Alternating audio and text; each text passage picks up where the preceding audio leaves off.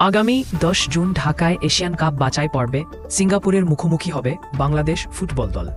এই ম্যাচ সামনে রেখে রাজধানীর শাহবাগে হোটেল ইন্টারকন্টিনেন্টালে চলছে জাতীয় দলের ক্যাম্প। ঈদের দিনেও ফুটবলাররা আছেন এই ক্যাম্পে।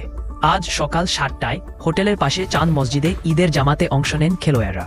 বাফুফের পক্ষ থেকে খেলোয়াড়, কোচিং স্টাফ ও সাপোর্ট স্টাফদের জন্য উপহার হিসেবে দেওয়া হয় সাদা পাঞ্জাবি। সেই পাঞ্জাবি পরেই ঈদের নামাজে অংশ নেন জামাল ভুইয়ারা। বাফুফের 3 নির্বাহী সদস্য ইমতিয়াজ হামিদ সবুজ, সাখাওয়াত হোসেন ভুইয়া ও ইকবাল হোসেন ফুটবলারদের জন্য ঈদের নামাজ আদায় করেন। নামাজ শেষে স্থানীয় মুসল্লিদের সঙ্গে কোলাকুলি করেন জাতীয় দলের সদস্যরা। এরপর হোটেলে ফিরে তারা ঈদের শুভেচ্ছা বিনিময় করেন। সকালের নিয়মিত খাবারের বাইরে ঈদের বিশেষ আয়োজনে ছিল সেমাই। দুপুরের মেনু সাধারণ দিনের মতো, তবে রাতে বিশেষ কিছু পরিবেশনের সম্ভাবনা রয়েছে। সকালে খেলোয়াড়দের ব্যক্তিগত কিছু সময় দেয়া হয়। ঢাকায় বাসা থাকা খেলোয়াড়রা পরিবারের কাছে গিয়েছেন, অন্যরা হোটেলেই সময় কাটাচ্ছেন।